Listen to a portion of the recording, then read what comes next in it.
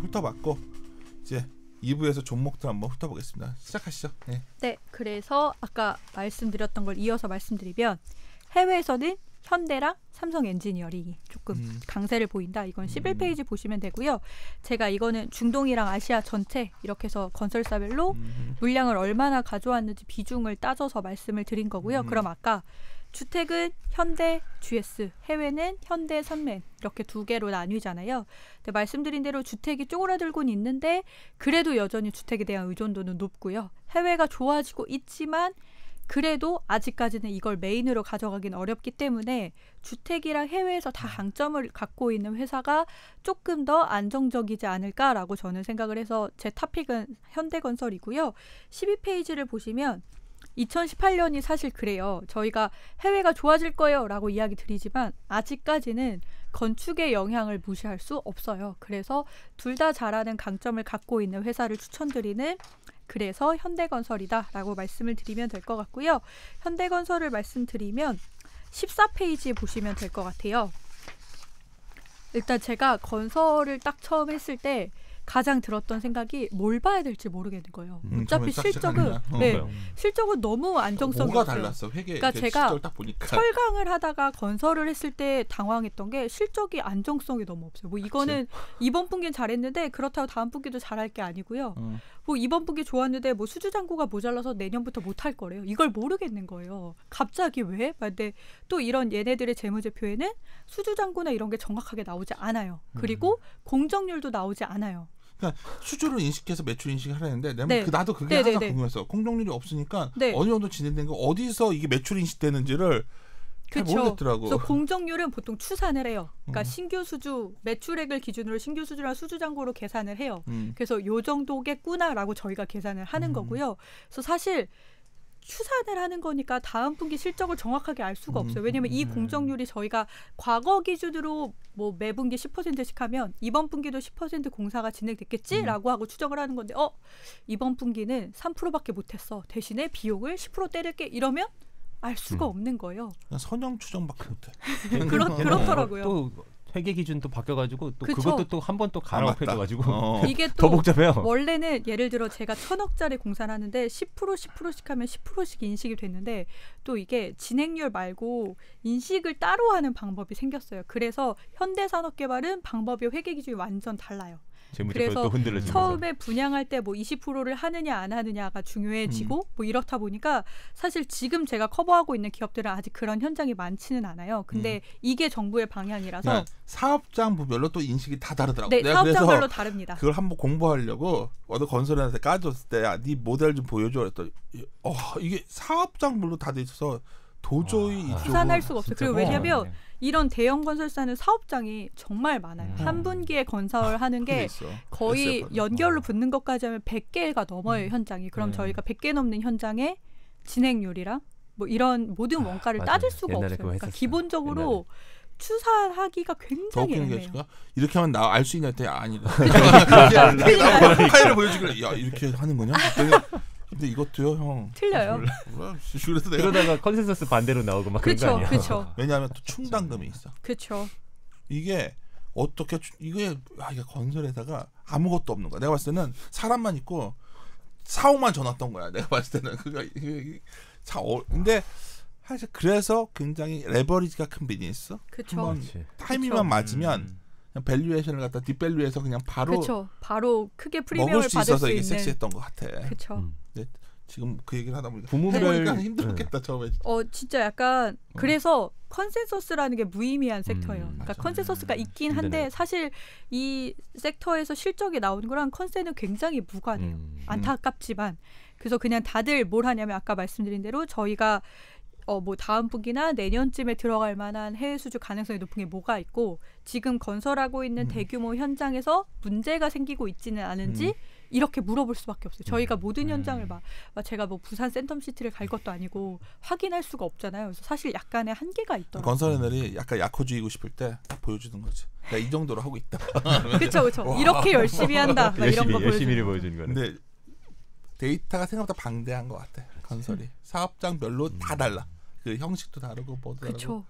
또 토목 제일 문제는 토목 건축 이게 다 달라. 네. 해외 다 달라. 주는 다 달라. 그래서 야 이게 내가 보험이랑 건설 쪽이 제일 희한한 섹터 같아. 그렇더라고요. 부문별로는 네. 영업이익을 브레이크다운해서 주나요? 회사마다 다릅니다. 달라요, 네, 주는 회사도 있고요, 안 주는 회사도 있고요. 그리고 이게 브레이크다운하는 게 회사마다 또 달라요. 그래서 뭐 화공, 비화공으로 주는 데도 화공도 있고요. 들어가는 뭐 회사가 있죠.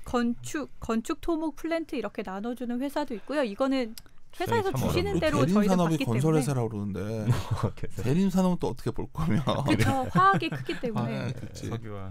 네. 근데 현대건설은 그래도 네. 가장 건설스럽지 않아요? 네, 그리고 사이즈도 사실 제일 커서요. 규모의 경제라는 게 있어요. 사실 얘네는. 그래서 수주를 많이 받았을 때 그래도 원가율을 상대적으로 조금 더 커버할 수 있는 회사라고 보시면 될 것 같고요. 신규 수주랑 수주 잔고를 보시면 사실 제가 딱 이 차트를 보시면 2018년 신규 수주가 되게 적어 보여요. 이유는 신규 수주가 안 좋아요. 3분기 기준으로 사실 현대건설의 가장 큰 강점은 현대 엔지니어링이 있다라는 거예요. 그치. 이게 연결로 붙는데 현대 엔지니어링이 아시아, 러시아, CIS 국가에 되게 강점을 갖고 있어요.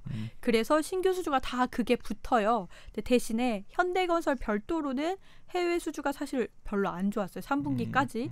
그래서 왜 그러냐면 이분들이 생각하는 우리 가능성이 진짜 높아. 이번에 반영될 거야 라고 이야기하는 수주들이 사실 4, 4분기에 굉장히 많이 집중돼 있어요. 근데 지금 11월이잖아요.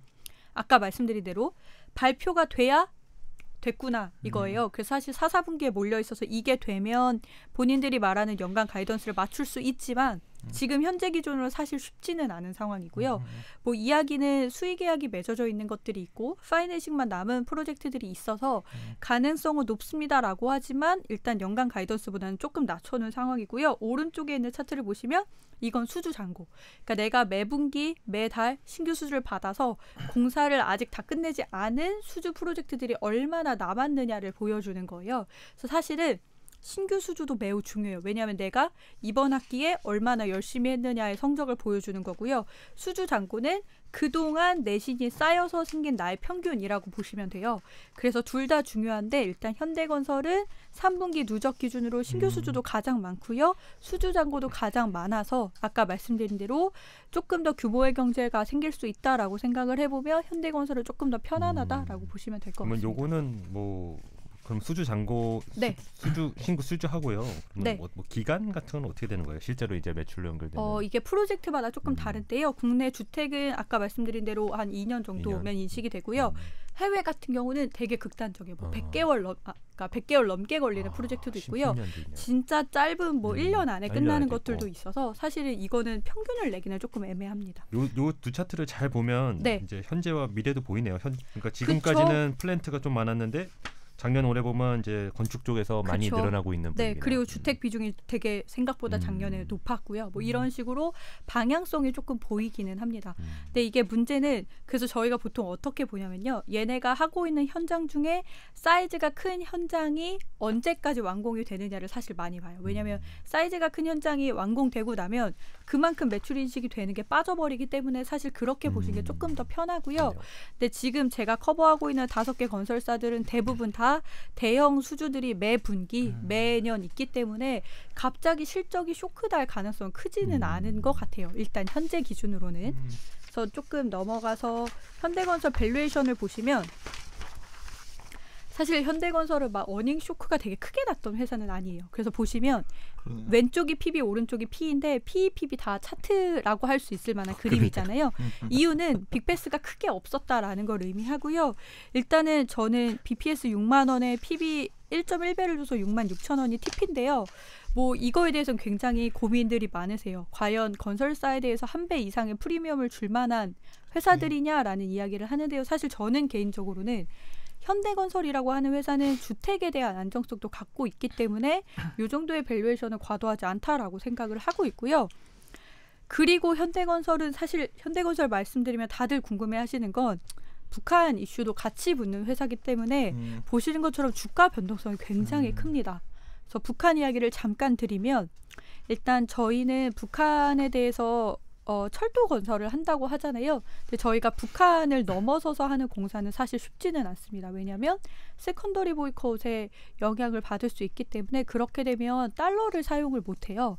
그래서 이게 개별 회사한테 세컨더리 보이콧이 적용되는 거기 때문에 예를 들어 현대건설이 북한에 진짜 철도를 건설했어요. 그래서 수주를 받아서 현대건설이 건설하면 이게 만약에 미국에서 현대건설 세컨더리 보이콧을 위반했어 라고 하면 달러 거래를 못해요. 그럼 어떻게 되냐면 해외 수주를 못하겠죠. 그치. 그래서 사실 건설사들한테 북한 프리미엄을 주는 건 저는 당연하다라고 생각하지만 이런 이벤트 대북 제재가 풀리기 전에는 사실은 실제 실적으로 반영되지는 않을 거예요. 아주 심플하게 북한이 리스트 제출하기 전까지는 그쵸.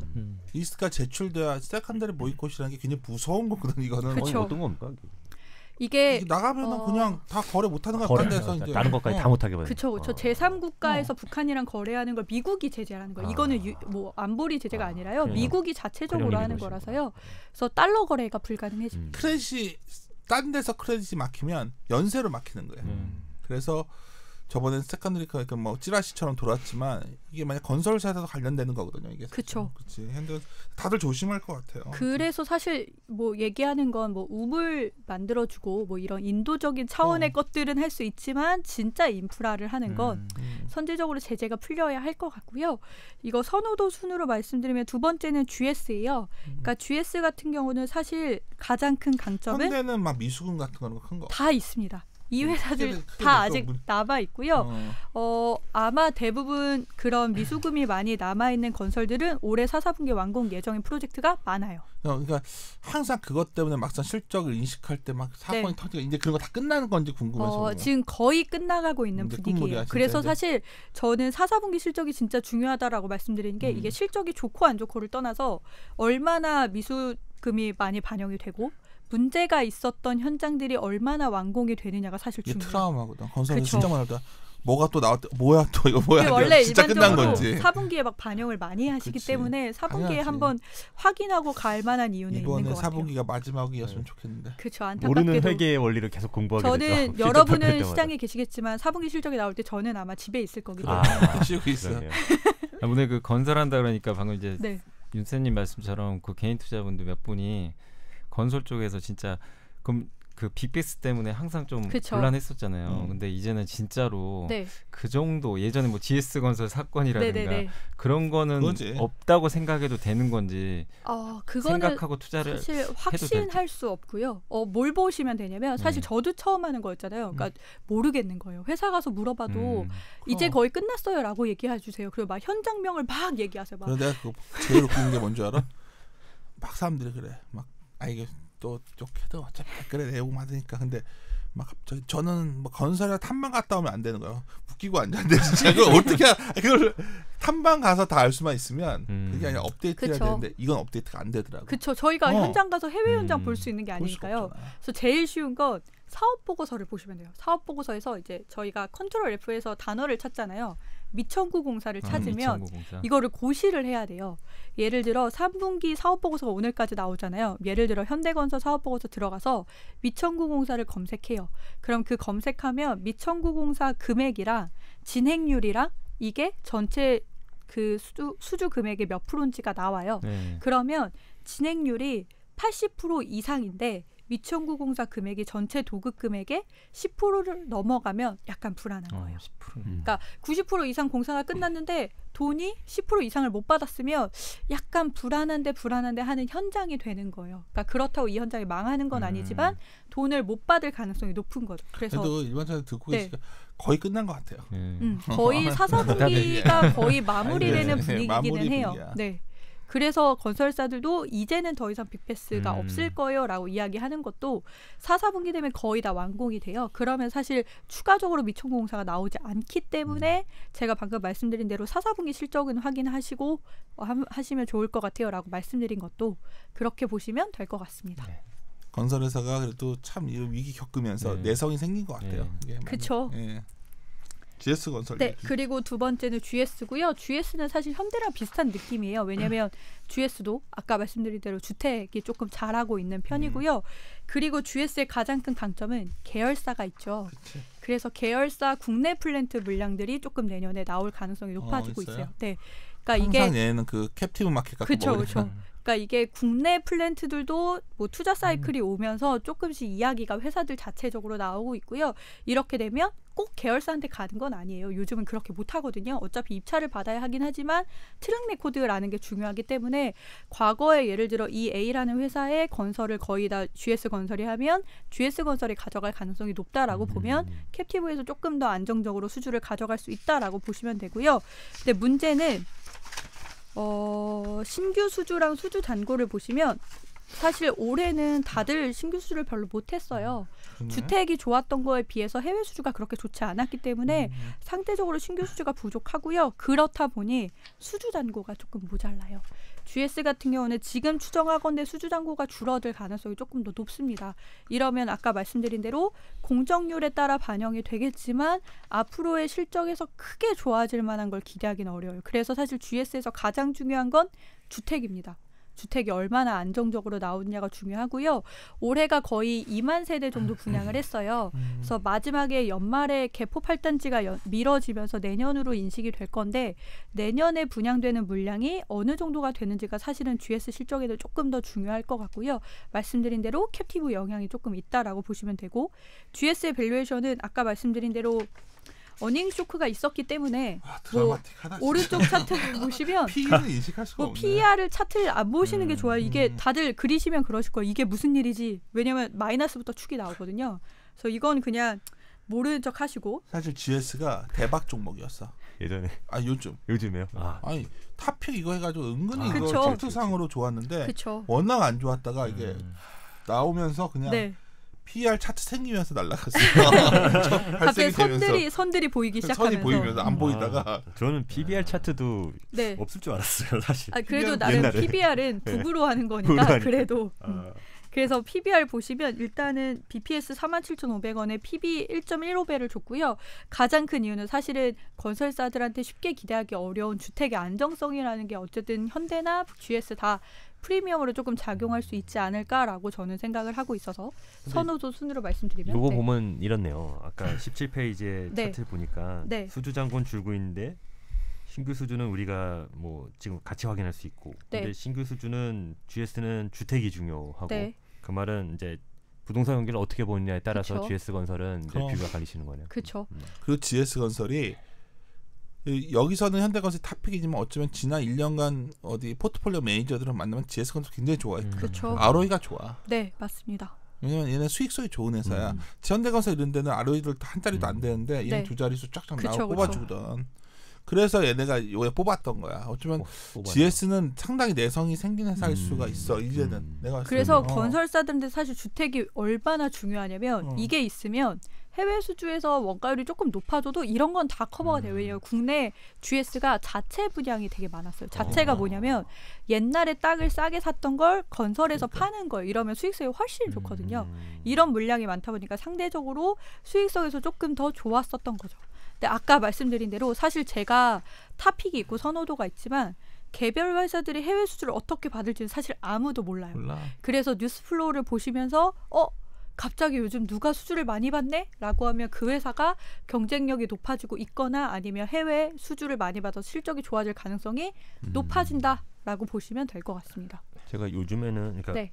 아까 부문별 영업이익이 사실 네. 이게 좀 알기가 어려워서 근데 네네네. 옛날에는 그랬거든요. 이제 이런 제너럴 컨트랙터에서 네. 이제 디벨로퍼가 된다. 한국 네. 건설사들이 그래서 뭐 네. 현대산업이라던가 뭐 이런 GS건설도 뭐 네. 후보가 될 수 있는데 근데 지금 상황에서는 네. 이제 주택 부분의 영업이익이 예를 들어 좋아진다 그러면 네. 해외 부분을 무시하고 볼 네. 정도로 이 주택 부분의 이익 비중이나 이런 것들이 중요해진 상황입니까? 그 정도는 아닌 것 같아요. 왜냐하면 기본적으로 주택이 더 이상 성장을 못하고 있기 때문에 가지고 있다라고 하는 건 해외 부분의 손실을 상쇄할 수 있다라는 건 도움이 되는데 이게 전체 해외를 상쇄할 수 있을 만큼은 아니고요.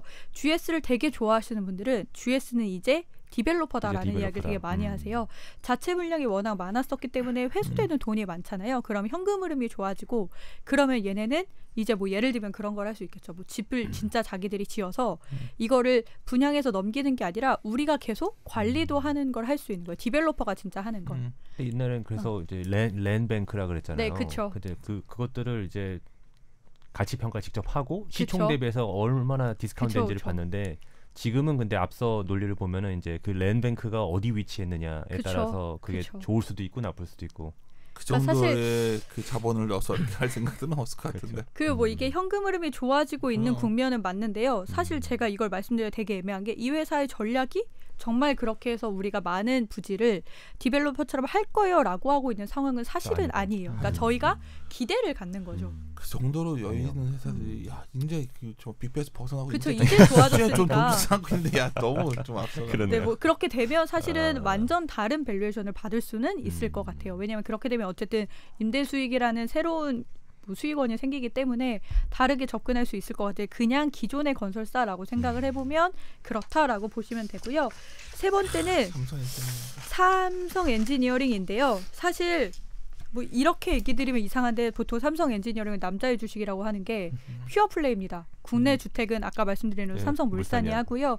삼성 엔지니어링은 다 해외만 가져가요. 그치. 그리고 국내 계열사 플랜트 조금 하고요. 근데 일단 삼성 엔지니어링은 그래서 해외 수주가 돌아서기만 하면 가장 좋아요. 베타가 가장 큽니다. 그래서 최근에 수주받은 기록을 보더라도 사멘이 사실은 최근에 수주를 조금 많이 받기는 했어요. 그래서 생각해 보시면 최근에 사멘 주가도 좋았고요. 그래서 제가 요즘 세미나를 달리면 완전 갈려요. GS 현대냐, 사멘 대림이냐. 요 며칠은 그쵸. 사멘이 파들이 조금 많이 좋았죠. 힘드는. 대림이 조금 좋았죠 최근에. 그러니까 대림이랑 사멘은 똑같은 스킴이에요. 해외 수주가 그렇네요. 좋아지기 시작한 턴어라운드 대림은 되면서 안전판이 좀 있고 그렇죠. 요거는 3회는 진정한 그쵸. 정말 퓨어 플레이. 정말 수주를 받으면 확 좋아질 수 있는 회사. 요즘 취업하는 친구들은 삼성 엔지니어링 하면 좀 이미지가 안 좋을 텐데 잘 모르죠. 한참 좋을 때는 3회는 그쵸, 들어간다는 게 엄청나게 그럼요. 좋은 회사. 고연봉 회사의 대표적인 그런 사례였죠. 막 그런 회사였어. 그쵸, 좀 그쵸.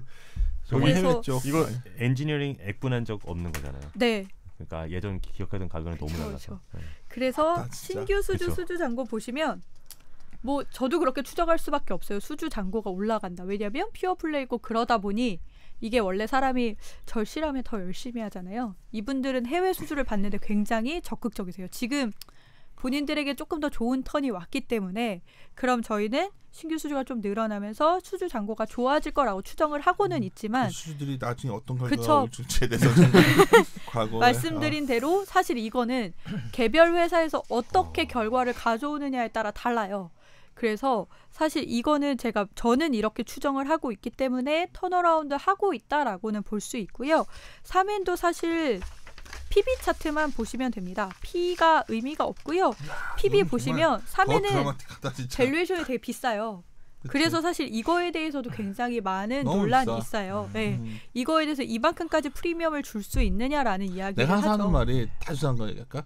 왜 GS건설은 ROE가 두 자릿수 17, 18인데 PB 한 배짜리고 그렇죠. 현대건설은 ROE 8%밖에 안 나오는데 그렇죠. 그리고 3회는 또 뭐냐는 거지. 얘는 뭐 3배 지금 얼마지? 지금 4배 저는 줬고요. 엄청 지금 밸류에이션이 상황에서 원래 기본적으로 비싸요. 뭐 단순 전 산수지만. 그쵸. 지금 상황에서 선뜻 이해하기가 좀 어려운 그렇죠. 부분이지. 근데 뭐 주가가 나쁘지는 않았고요. 어. 그래서 사실 보통 뭐라고 말씀하시냐면 사멘 같은 종목은 애널리스트도 매니저도 아무도 알 수 없어요. 그래서 이건 정말 베팅의 구간이라서 해외 수주가 턴어라운드에서 정말 좋아진다라고 확신을 하면 사멘을 가져가는 게 맞습니다. 바이오 같은. 그렇죠. 뭐 수주를 받아주시면 좋겠죠. 삼성그룹들이 좀 그런 게 많이 있는 것 같아요. 그러니까. 삼성이랑 이름 하나로 그냥 뭐. 뭐 노코멘트 하겠습니다. 어. 네. 그래서 뭐 안 좋은 점을 말씀드리면 해외가 워낙 많다 보니까 부실 현장이 생길 수 있다라는 가능성도 상대적으로 그치. 높죠. 알 수가 없다라는 거죠. 그런 우려는 있지만 퓨어 플레이니까 당연히 해외 수주에 훨씬 더 적극적이다. 그러니까 3엔 관련된 내용이었어 옛날에 그게 뭐 어디에 뭐가 있고 막 그쵸, 영어로 다 그쵸. 적혀 있고 이게 맞아요, 무슨 프로젝트고 맞아요. 막 이러는데 엄청나게 돈 버는 것 같은데 알고 봤더니 다 그 적자 공사하는 거잖아 그게. 그러니까 그쵸. 그리고 요 신규 수주 차트 봐도 네, 이제 늘어나는데 해외에 대한 그 부정적인 시각이 녹아 들어가는 거네요. 주가가. 그렇죠. 그래서 사실 원가율이 아주 낮지도 않습니다. 왜냐하면 해외만 하다 보니까 상대적으로 주택을 갖고 있는 또 회사들에 엔지니어링 비해서 회사고. 그렇죠. 사면 또 나름 또 IR 하시는 분들은 답답해하시는 국면이네요. 뭐 그쵸. 그쵸. 뭐 어쩔 수 없죠. 근데 뭐 회사 구조, 그룹사 구조상 이렇게 될 수밖에 없기 때문에. 그리고 대림은 아까 말씀드린 대로 건설도 있지만 얘네는 화학도 가지고 있어요. 그래서 사실 이거를 제가 봐야 되는지 잘 모르겠어요. 물론 건설이 많지만. 근데 아무튼 이 회사도 사실 본인들은 화학을 조금 더 적극적으로 투자하고 있기 때문에 우리를 화학 애들도 같이 봐줬으면 좋겠어라는 니즈를 갖고 계세요. 그렇지만 아직 사실 건설에 비하면 화학 규모가 크지는 않고요. 대림의 기획 쪽에 계신 임원분은 건설 애널 출신이 한 분 계셔. 네. 네, 그 네네네. 그래서 내가 건설 애널라이스하고 야 이거 보면은 건설에선 것 같기도 하고. 그렇죠. 그래서 본인들은 화학에 굉장히 강점을 갖고 있다라고 이야기를 하시는데요. 사실 그거는 뭐 평가하기 나름인 것 같고요. 일단은 화학이 있다라고 하는 게 예전에는 되게 강점이 될 수 있었는데 지금은 둘 다 사실 업하기 그렇게 좋지 않아서요. 대림이라는 회사한테 그렇게 좋은지 모르겠고 일단 대림은 원래 제가 아까 시험을 많이 해본다고 성적이 좋은 건 아니지만 시험을 많이 보면 성적이 좋아질 가능성이 높다라고 말씀드렸잖아요. 올해까지 해외 수주가 거의 없었어요. 되게 적었어요. 그래서 왜 그랬냐면 얘네가 저가 수주 영향을 되게 오랫동안 받고 있었기 때문에 상대적으로 그랬고요. 그래서 이제 우리가 내년부터는 해외 수주 입찰을 엄청 적극적으로 할 거예요 라고 이야기를 하고 계세요. 타이밍이 안 좋은 것 같은데. 그래서 부동산 안 좋게 보시나 이 편한 세상 안 좋게 보시는 거 아니에요? 그래서 해외 수주 입찰을 되게 많이 할 예정이라서 이제 기대를 하는 거죠. 3인이랑 똑같은 기대감이에요. 해외 수주 입찰 많이 할 거니까 그러면 수주를 조금 받아올 수 있지 않을까라는 기대감이 많이 생기고 있어요. 그래서 삼성 엔지니어링이랑 대림은 해외 수주를 통해서 턴어라운드를 하고자 하고 있는 기업들이다 라고 보시면 될 것 같아요. 같은 컨셉이고요. 대신에 대림은 그게 있어요. 제가 아까 국내 플랜트 캐펙스 사이클이 오고 있다라고 말씀드렸잖아요. 대림은 계열사는 없지만 국내 플랜트 캐펙스 그러니까 플랜트 공사를 많이 했던 트랙 레코드를 갖고 있어요. 그래서 이런 국면에서 국내 플랜트에서 사실 수주를 받을 가능성이 상대적으로 조금 높아요. 계열사 회사들을 제외하고 생각해보면. 그래서 정말 희망 회로를 돌리자면 국내 플랜트도 받고 해외 수주 입찰을 많이 할 거니까 여기서도 조금 좋아지면 턴어라운드가 엄청나게 크게 될 종목이긴 해요. 왜냐면 얘네는 지금 공모가 밑에서 거래가 되고 있거든요. 그래서 그런 종목이기 때문에 아까 말씀드린 대로 3N이랑 거의 비슷한 컨셉이라고 보시면 될 것 같고요. 선택하기 나름인 것 같아요. 그래서 사실 건설사들이 차린 건 없지만 종류는 다양해서요. 뭐 내 선호에 따라서 뭐 난 이런 게 조금 더 좋은 것 같아를 선택할 수 있을 것 같고요. 마지막 대우건설은 대우건설은 이것도 정말 대우건설은 뭐 올해 수주도 뭐 나쁘지 않았고요. 대신에 근데 수주 잔고가 대우도 사실 비슷합니다. 그러니까 해외 수주라고 하는 것들이 사실은 재무 구조도 되게 중요하고요. 그동안 트랙 레코드도 많이 중요하다 보니까 상대적으로 해외 수주에 적극적이었던 것만큼 수주를 받아오지 못했어요. 대신에 아까 말씀드린 그게 있죠. 베트남 신도시가 대우가 있습니다. 그래서 내년부터 그게 실적에 반영될 거라서요. 일단 좋게 본다라고 생각을 하면 베트남 신도시가 반영이 되니까 하방을 지켜줄 수 있을 만한 효과는 있을 것 같은데요. 일단은 그 외에 새로운 해외 수주를 기대하기는 사실 지금은 조금 애매한 상황. 그리고 말씀드린 대로 대림이랑 대우는 서울 수도권보다는 지방에서 조금 더 주택을 갖고 있기 때문에 상대적으로 지금 같은 주택 국면에서는 조금 더 대형 건설사인 현대랑 GS가 조금 더 편안하다라고 보시면 될 것 같습니다. 26페이지에 있는 그 주택 비중 높은 게 좋을지 나쁠지 모르겠다는 뜻이네요. 그렇죠. 네. 뭐 일단은 서울에도 조금 있기는 한데요. 그래도 다른 회사들이랑 비교해보면 지방의 물량이 조금 더 있는 편입니다. 저번에 정하늘 연구원이 이런 번외편 나와서 포스코 캠텍 말해서 그때 참 유일하게 요새도 좋았던 회사인데 어때요? 건설주들 내년에 좀 전반으로 봤을 때 좀 그래도 해볼 만한 것 같아요. 그게 지금 상황이 매크로 환경은 불확실해지는 상황이니까. 그쵸. 또 유가도 요즘 조금 빠지고 있어서 사실 뭐 아주 나이스한 환경이라고 보기는 어려운 것 국내 같아요. 주택은 정부가 약간 있고. 그러고 있고 해외는 유가 보면은 수준 막. 그렇죠. 그래서 사실 진짜 열심히 해야 하는 상황이고요. 정말 녹록치 않습니다. 그래서 사실 제가 철강을 할 때 들었던 생각이 전방이 크게 좋아지지 않는 산업들은 조금 성장성이 답답할 수밖에 없구나라고 생각했는데 건설을 보면서 철강은 정말 안정적인 근간 산업 우리나라의 근간을 책임지고 있는 중요한 산업이구나를 깨달았고요. 뭐 상대적으로 건설은 대신에 철강보다는 전방이 막혀 있진 않죠. 어쨌든 해외에서 우리가 열심히 하면 수주를 받을 수 있다라는 가능성은 있어서 턴어라운드 가능성은 충분히 있는데요. 이거는 업황이라기보다 개별 회사의 역량에 너무 달려있기 때문에 저희가 사실 접근하기 가장 쉬운 방법은 애널이랑 일반 투자자분들이랑 똑같아요. 그냥 뉴스플로우에서 누가 수주를 받았구나를 확인하는 게 사실 가장 빠르고 가장 정확한 정보가 될 수밖에 없는 것 같습니다. 다행인 거는 과거에 비해서 이제 많이 미술가가 떤 것 같아가지고 그쵸 거의 끝나가고 있어요. 네. 개인투자는 아직도 그 공포심이 있더라고요. 이렇게 그래서 매 분기마다 보시면 뭐 컨퍼런스 콜 같은 거 할 때 매 분기 얘기를 하세요. 이분들도 알고 있기 때문에 우리가 미수금이 얼마나 이번에 떨었고 추가 원가가 얼마나 발생했고를 매번 이야기를 하시는 것도 사실 다 그런 경험 때문에 그렇고요. 그래서 아까 말씀드린 대로 뭐 사업 보고서 보셔도 되고 대부분 아마 4, 4분기에 완공이 되기 때문에 사실 내년부터는 크게 우려할 만한 현장은 많지는 않다라고 보시면 될 것 같아요. 막연하게 대북 관련주로만 할 게 아니라 안에부터는 좀 변화가 있기 때문에 대북 관련주라는 애드업만 좀 생기면 그쵸. 그러면 또 한번 해볼 만하고 같다는 생각. 그러면 정리하면 현대건설이 답해 이후 현대건설의 투자 포인트는 이제 대북이랑 캐탈리스트 촉매제가 있는 거 외에는 지금 어떻게 다시 정리하면 될까요? 현대건설은 일단은 서울 수도권에서 강점을 갖고 있기 때문에 상대적으로 전국 대비 조금 줄어드는 속도가 훨씬 더 슬로우하다라는 점에서는 수익성이나 안정성을 가져갈 수 있다라는 거. 그리고 두 번째는 엔지니어링이랑 같이 있기 때문에 해외 수주에서도 조금 더 강점을 보이고 있고요. 엔지니어링은 아시아에서 강점을 보이고 있기 때문에 현대건설이 중동에서 하고 엔지니어링이 아시아에서 했을 때 시너지를 되게 많이 발휘할 수 있는 회사다라고 보시면 될 것 같습니다. 아시아에서는 대우랑 현대가 잘한다. 그렇죠. 아유, 고생하셨고 이제 가서 쉬어야지. 네. 하여튼 뭐 엄청난 투어는 우리 애청자분이 얼마나 계신지 모르지만 그랬을 때까지 그때쯤 오면은 이제 혼자가 아닌 나라 경제 잠재 성장으로 크게 일을 올려요. 일을 국가 경제에 정말 힘이 보태주고 이바지하고 있습니다. 정말 중요한 일을 하고 있습니다. 파이팅 하시고 이 정도에서 끝내겠습니다. 일위원 9회죠? 네, 9회입니다. 마무리 짓겠습니다. 일위원들아, 일위원!